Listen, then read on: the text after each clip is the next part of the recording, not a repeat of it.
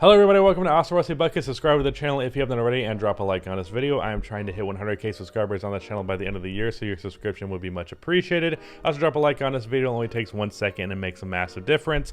Hot takes, let's get into it. Marcus Smart is currently a wildly overrated defender. Yeah, Marcus is pretty much the perfect example of a player who goes off of reputation. I feel like with some players, we just give them a reputation defensively, and then even if they break from that for like 3 years or more, they'll still hold on to having a great reputation defensively, and that's rather frustrating. And it's like, clearly you're not actually, like, defense is such a thing that I think is so based on reputation, where this guy gets, okay, he's not a good defender, and then even if they make big strides defensively, no one gives them credit for it. Like one example is, like, people are just now coming around to the fact that James Harden is not a bad defensive player, but even last year, I mean, you still even hear it now occasionally, but like most non-casuals know this. It was just weird. Like, everyone's like, oh, James Harden is defense. Like, he's literally not a bad fucking defensive player.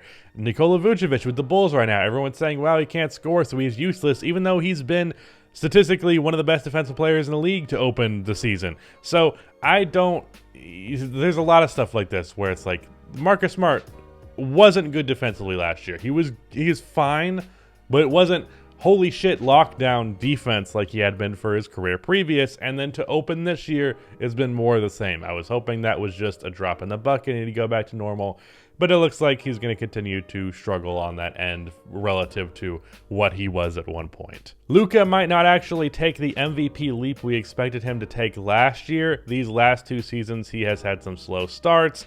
That and Luka is hindering his championship hopes by being in the playoffs instead of completing the rebuild.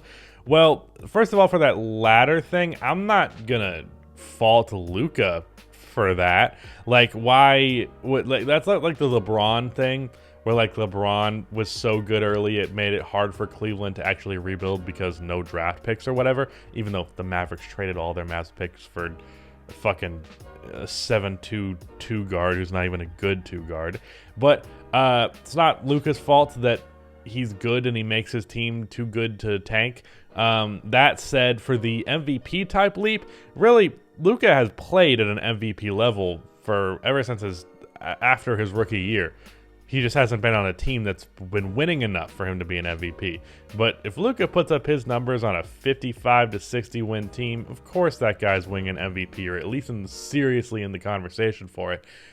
So there's no MVP leap that we expect from Luka. It's really just a matter of the team making a jump that allows him to finally win the award that he's played at the level of getting. Like, look at his counting stats, his clutch numbers, everything. Like, Luka is an MVP caliber player right now and has been for the last 2 years.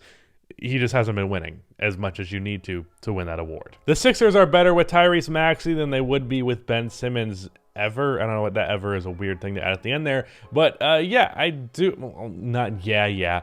But, you know, their scoring, their offense, I think is better because Tyrese Maxey is just way more aggressive of a scorer, and he can also hit threes, even though he's not the greatest in the world at them. Still a good playmaker, a passable defensive player, even though he's obviously not anywhere in the ballpark of Ben Simmons. And he plays better off of Joel Embiid. Overall, I like the Sixers offense so much when Ben Simmons is not there with what they're currently doing. I'm loving seeing Tyrese Maxey average 15 points per game in his second year in the NBA. Yeah, the Sixers without Ben Simmons are interesting. I'm having a video come out. It might have been out by now. It probably will be out by now, actually, where I talked about that. So I won't elaborate on it too much. But yeah, I prefer the Sixers without Ben Simmons, honestly. Even if Ben Simmons might make them better, it's a more fun watch. It's a less frustrating watch. The Sixers with Ben Simmons and Joel Embiid together have always been a frustrating watch, and it's nice to see Sixers basketball that just works naturally. Cat is top 15. Situations matter, and if Cat was put in the right situation throughout his career, he'd be considered on the same level of, or if not better than, Jokic and Embiid. I would not say he'd be seen on not better for sure. Similar level as the clear third guy, but like in a kind of same tier, sure. And I'm a big Karl Anthony Towns guy. I'm a big, like, he's underrated. There was When I made a top 100 players in the NBA list like 2 years ago, I think I had Cat at like 14, which was not a popular take, I'll tell you that much. But Cat is a transcendent offensive talent as a center. Defense has gotten better as the years have gone by, and this year he's even been probably a positive defensively. So yeah, Cat is good. I don't know if he's top 15. If he is top 15, he's probably 15, but underrated still, for sure. The Pelicans have done everything wrong since drafting Zion, the Adams and Bledsoe trades, letting Lonzo walk, and if he requests a trade, they will deserve it. Well, I don't know that the Adams trade is bad. I thought that trade was good. Letting Lonzo walk, on the other hand, absolutely awful. Now, I will say, Bledsoe playing as long as he did. Oh, wait a minute. Okay, I'm stupid. I read that as trading those guys away, not trading for them. Yeah, trading for them, both of those moves were awful. Both of those moves were awful. But, you know, trading them away, I was like, why would that be a mistake? Those were good decisions. But no, actually trading for them, awful. Made Lonzo's last year there not great, even though he finally took a scoring leap. And letting him go was a bad decision, even if Devontae Graham has been. Well, I actually have no idea how Devontae Graham has been. I haven't checked, but I know he was good last I checked. But yeah, they have not done a great job. That said, it's not enough of a timetable to be like, oh yeah, they deserve it if he leaves, because like they've had 2 years-ish. Yeah, 2 years to build around him, and they already have an all-star caliber teammate.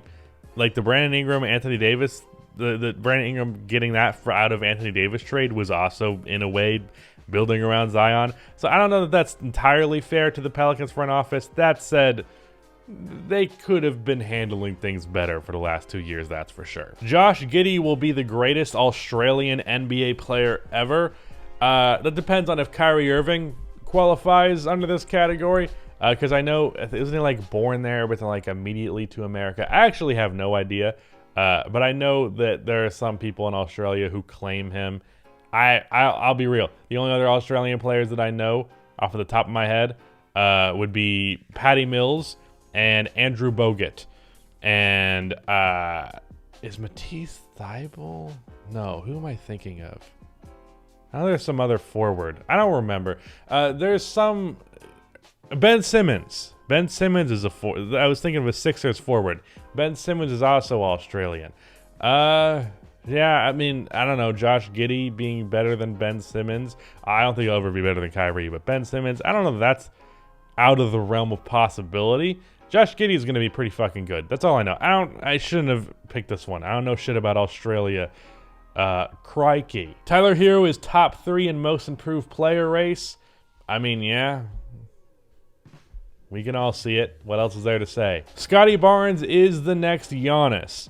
I'm not going to make that prediction this early. That said, there are a lot of pieces and a lot of parts of Scotty's game that make me say, look, it's hard to say anybody's going to be the next Giannis, but if I'm going to, Scotty is among the best of those candidates for anybody. I wouldn't say it for anybody, but if I'm going to, Scotty's not a bad pick. Shea will carry the Thunder to a play-in game. Unfortunately, the Thunder do not play the Lakers for the remainder of their schedule, so that's not going to happen. The Cavs are going to be a playoff team and a top 10 defense. I don't know that a playoff team is a guarantee, even with a top 10 defense, but I do agree with the top 10 defense thing. I think they can be a play-in team, and they could win from there, but their offense is pretty rough around the edges with their good defense. But yeah, that was Hot Takes. That is it. Goodbye.